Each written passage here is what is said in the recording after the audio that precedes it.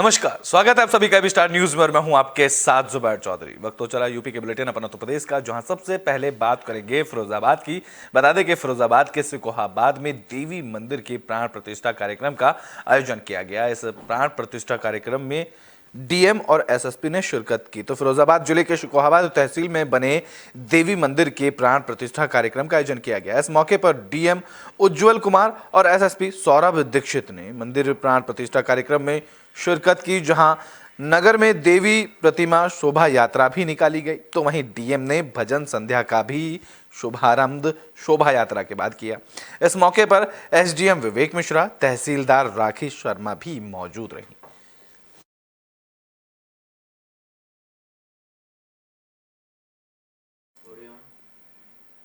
तो बुलेटिन में बात कर लेते हैं देवराहा बाबा की, जिन्होंने 33 साल पहले ही राम मंदिर बनने की भविष्यवाणी की थी। तो अयोध्या में प्राण प्रतिष्ठा की तैयारियां जोरों शोरों पर हैं। राम मंदिर ट्रस्ट की तरफ से प्राण प्रतिष्ठा समारोह में शामिल होने के लिए वरिष्ठ लोगों को निमंत्रण पत्र भेजे जा रहे हैं। इस कड़ी में यूपी के देवरिया जिले के माइल स्थित ब्रह्म ऋषि देवराहा बाबा आश्रम के महंत को भी निमंत्रण पत्र पहुंचा है। इसको लेकर यहाँ के महंत श्याम सुंदर दास जी महाराज बेहद ही उत्साहित हुए। बता दें कि देवराहा बाबा एक सिद्ध संत, महातपस्वी और योगी थे। यहाँ तक कि उनकी आयु को लेकर भी कहा जाता है कि वो लगभग 500 सालों तक जीवित रहे थे। देवराहा बाबा का जन्म उत्तर प्रदेश के देवरिया जिले में नंदौली ग्राम में हुआ था। दरअसल अयोध्या में राम मंदिर का निर्माण बड़ी तेजी के साथ हो रहा है। 22 जनवरी को इस मंदिर में भगवान रामलला की प्राण प्रतिष्ठा का कार्यक्रम होना है, जिसकी भविष्यवाणी आज से करीबन 34 साल पहले 1989 में प्रयागराज में हुए महाकुंभ में विश्व हिंदू परिषद के धर्म संसद अधिवेशन में देवराहा बाबा ने की थी। उन्होंने कहा था कि भगवान राम मंदिर आंदोलन को मेरा पूरा समर्थन है। आप भक्तगण परेशान ना हो, राम मंदिर बहुत जल्द बनेगा और सबकी सहमति से बनेगा। राम मंदिर निर्माण में हिंदू, मुस्लिम, सिख, ईसाई सबकी सहमति होगी। सब मिलकर इसका निर्माण करेंगे। निर्माण में भी किसी तरह का विवाद नहीं होगा। यही नहीं, उनकी की गई भविष्यवाणी आज सत्य हो गई है और अब 22 जनवरी को अयोध्या धाम में रामलला मंदिर में रामलला की प्राण प्रतिष्ठा का कार्यक्रम होने वाला है। बहुत से भक्त यहाँ आते हैं और उन भक्तों में से किसी परम भक्त ने उनके लिए समाधि स्थल बनवाया था। ये जो आप लोगों ने थोड़ी देर पहले इनका दर्शन किया समाधि स्थल का, वो उनके लिए बनवाया था। महाराज जी के ने अपने विचार से नहीं बनवाया था, लेकिन उन भक्तों की श्रद्धा के अनुसार उन्होंने बनवा दिया था। वो तो कहते थे कि हमारे चरणों में तीर्थ है। इसका मतलब वो साक्षात भगवान नहीं थे। भगवान तीर्थ मतलब जहां भगवान के निवास होता है वही तीर्थ होता था। उनके चरणों में तीर्थ था, इसका मतलब साक्षात भगवान थे। तो उन्होंने जहां समाधि लिया था वहां लिया, क्योंकि उनकी इच्छा थी। क्योंकि वो सरजू के नदी पर जब वो उत्पत्ति हुई, उनकी ग्रंथ उनका चारों तरफ प्रचलित है। सरजू की नदी से उत्पत्ति हुई और वृंदावन में जमुना के जल में उन्होंने अपनी समाधि ली। अब सोचिए वो क्या थी। राम जहां सरजू की नदी पर रहते थे अयोध्या, और वृंदावन जहां की कृष्ण जी की लीलाएं होती थी, राम से उठकर कृष्ण में समा गए। मतलब वो साक्षात भगवान ही थे, क्योंकि चरणों में उनका जब भी आपको जैसे कोई संवादिक पूछता था कि महाराज जी आप चरणों से आशीर्वाद क्यों देते हैं, तो बहुत खुशी की बात है कि जहां हम लोग खड़े हैं, आज देवराहा बाबा के नाम से यह आमंत्रण पत्र आया है और यहाँ के सभी लोग इस बात के लिए धन्य मनाते हैं कि देवराहा बाबा ने जो भविष्यवाणी की थी, आज वह अयोध्या में पूरी हो गई, जिससे पूरे प्रदेश के लोग खुशहाल है, पूरे देश के लोग खुशहाल है। देखिए, देवराहा बाबा में एक अलौकिक शक्ति थी जो है, और एक 80 से 90 का जो दशक था, उसमें देश विदेश के तमाम बड़ी हस्तियां आके वहां माथा टेका करती थी उनके स्थान पे। अरे सबसे बड़ी तो गौरव की बात यही है कि सबसे देवभीम देवरिया को पहला स्थान मिला है, देवराहा बाबा को पहला स्थान मिला है। यही पूरे विश्व में सबसे प्रचलित है कि पहला स्थान देव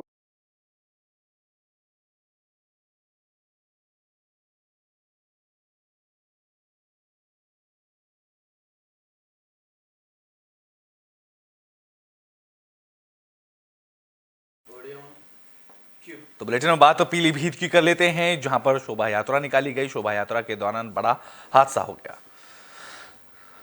तो पीलीभीत में शोभा यात्रा के दौरान चल रहा ट्रैक्टर ट्रॉली खंबे से टकरा गया, जिसमें दबकर 2 महिलाओं की मौत हो गई और एक गंभीर रूप से घायल हो गई। बताया जा रहा है कि राम महोत्सव को लेकर गांव में अखंड पाठ रखा गया था, जिसे लेकर शोभा यात्रा निकाली जा रही थी।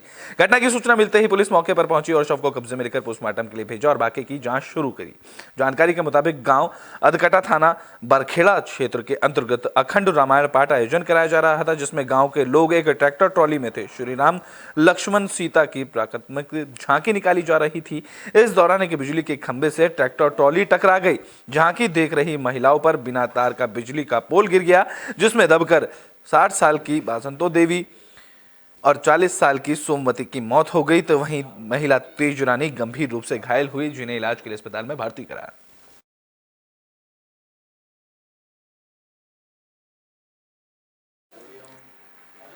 तो बुलेटिन में बात मुरादाबाद की कर लेते हैं, जहां धारदार हथियार से पुजारी की हत्या का मामला सामने आया है। तो मुरादाबाद में प्राचीन मंदिर के पुजारी की हत्या से पूरे इलाके में सनसनी फैल गई। पुजारी का शव मंदिर परिसर में चारपाई पर पड़ा मिला। उनकी किसी युवक ने धारदार हथियार से हत्या की थी। पुजारी की हत्या से इलाके में हड़कंप मच गया, जहां सूचना पर पहुंचे पुलिस के आला अधिकारी ने जांच शुरू की। पुलिस ने पुजारी के शव को पोस्टमार्टम के लिए भेज दिया। बता दें कि पुजारी मुन्ना लाल मूल रूप से बरेली जिले के सिरसा भमरोआ के रहने वाले थे। वह बीते 12 साल से मंदिर में रहकर सेवा कर रहे थे। उनकी हत्या से लोगों में अब आक्रोश देखने को मिल रहा है। पुजारी की हत्या के खुलासे के लिए पुलिस ने 5 टीमों का गठन भी कर दिया है। इस दौरान एसएसपी हेमराज मीणा ने बताया कि घटना के खुलासे को लेकर 5 टीमों का गठन किया गया है। जल्द ही हत्या करने वाले आरोपी को गिरफ्तार कर लिया जाएगा। देखिए, आज सुबह 112 पर सूचना मिली थी कि थाना सिविल लाइन के अंतर्गत चौकी जो भगवानपुर क्षेत्र है, यहाँ पे नदी के किनारे एक भटावली गांव का एक पुराना मंदिर है, जहाँ पे मुन्ना लाल नाम से एक पुजारी थे जो कि करीब 10-11 साल से यहाँ पे काम कर रहे थे। तो उनकी जो डेड बॉडी है वो चारपाई पे मिली थी और पुलिस ने जब यहाँ पे मौके पर आके देखा है तो उसमें चैनल गेट लगा हुआ था और उसमें लॉक लगा हुआ था। लॉक को खुलवाया गया और अंदर जब देखा गया है तो उनकी डेड बॉडी पे कुछ धारदार हथियार से गले पे और गर्दन के आसपास में बाएं तरफ चाकू के निशान है और उसी से उनकी मृत्यु हुई है। अभी डेड बॉडी को यहाँ से पोस्टमार्टम के लिए भिजवा दिया गया है और ये जांच कर रहे हैं हम लोग कि रात्रि में इनके पास में लास्ट में कौन आया था। तो कुछ 1-2 संदिग्ध लोगों का नाम अभी जानकारी मिली है, इस पर काम कर रहे हैं और बाकी इस घटना के जो कारण है उनका। तो बुलेटिन में बात अब यूपी की राजधानी लखनऊ की कर लेते हैं, जहां 2 युवकों को तालिबानी सजा दी गई है। तो लखनऊ में दबंगों के हौसले बुलंद होते नजर आ रहे हैं, जहां कुछ दबंगों ने 2 युवकों को जमकर पीटा है। दबंगों ने दोनों युवकों को तालिबानी सजा दी। चौंकाने वाली बात यह रही कि युवकों की पिटाई के दौरान वहां पर गार्ड भी मौजूद थे, जिसका वीडियो सोशल मीडिया पर अब जमकर वायरल किया जा रहा है। वहीं वीडियो वायरल होने के बाद पुलिस ने मामले की जांच शुरू की है।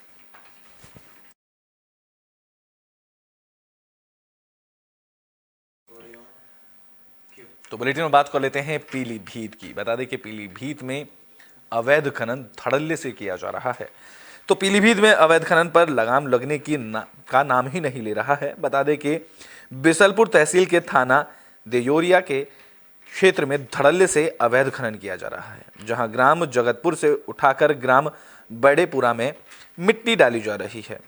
दरअसल यहां ऑनलाइन 100 घन मीटर की परमिशन कराकर बड़े पैमाने पर खनन किया जा रहा है। आरोप है कि देयोरिया पुलिस और बिसलपुर नायब तहसीलदार रमेश चंद की सह में अवैध खनन किया जा रहा है। नायब तहसीलदार के क्षेत्र में खुद खनन हो रहा है, लेकिन नायब तहसीलदार इस ओर ध्यान ही नहीं दे रहे हैं।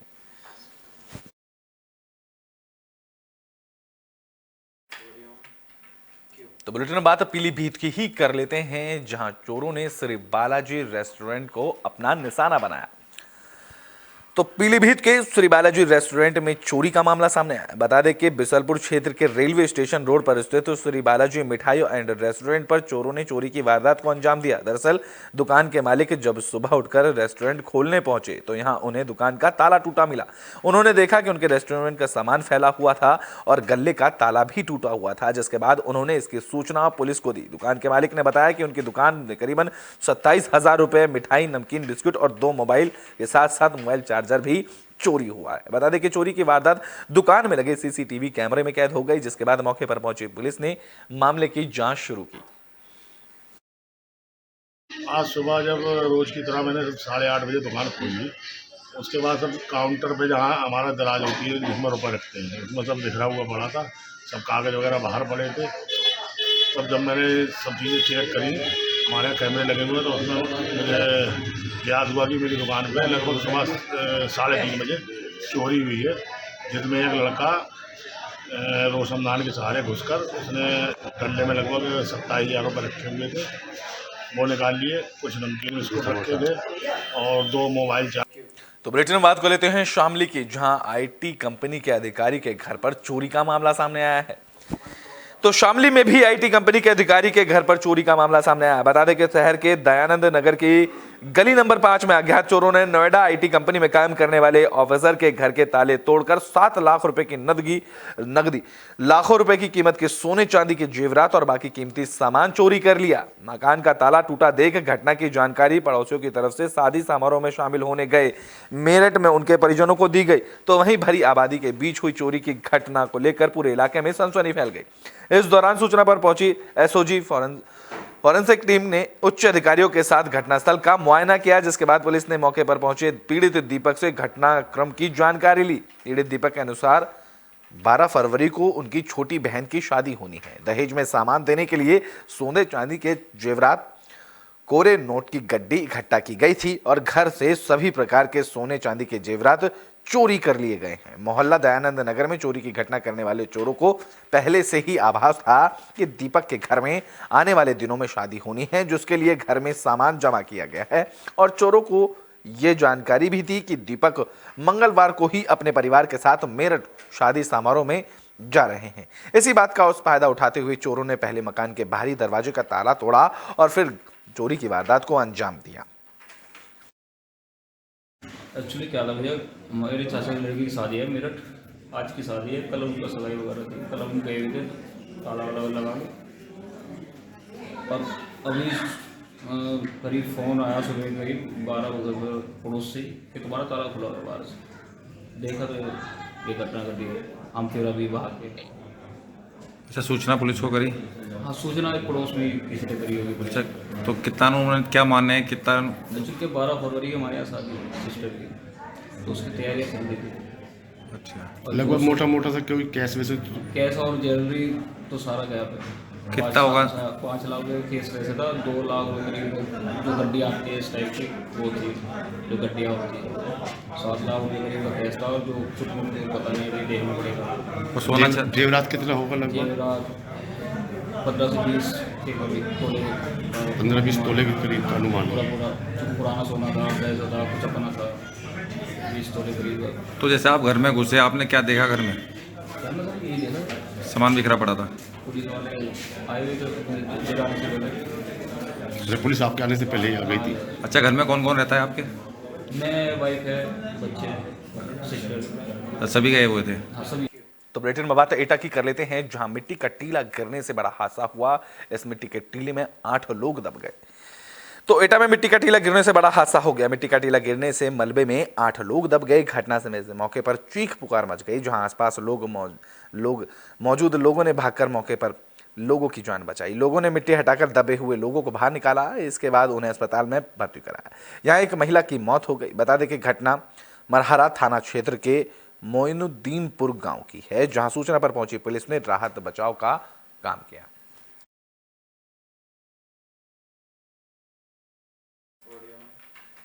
तो बुलेटिन का आखिरी में बात कन्नौज की कर लेते हैं, जहां एक युवक हाईटेंशन तारों की चपेट में आ गया। तो कन्नौज में बिजली का तार चोरी करने का एक चौंकाने वाला मामला सामने आया है। युवक हाईटेंशन लाइन का तार चोरी करने के दौरान करंट की चपेट में आ गया, जिससे उसकी मौत हो गई। बता दें कि कन्नौज में एक युवक बिजली का तार चोरी करने के लिए खंबे पर चढ़ा था। उसने जैसे ही हाई टेंशन लाइन के तार को काटा, वहां करंट की चपेट में आ गया। बता दें कि ये सारा मामला ठटिया थाना क्षेत्र के निजामपुर गांव का है। जब सुबह किसान अपने खेतों पर काम करने पहुंचे तो युवक को जिंदा जला देखकर हैरान रह गए। ग्रामीणों ने इसकी सूचना पुलिस को दी, जहां मौके पर पहुंची पुलिस ने युवक के शव की पहचान कर उसके परिजनों को सूचना दी, जिसके बाद शव को पोस्टमार्टम के लिए भेजा और आगे की कार्रवाई में पुलिस जुट गई।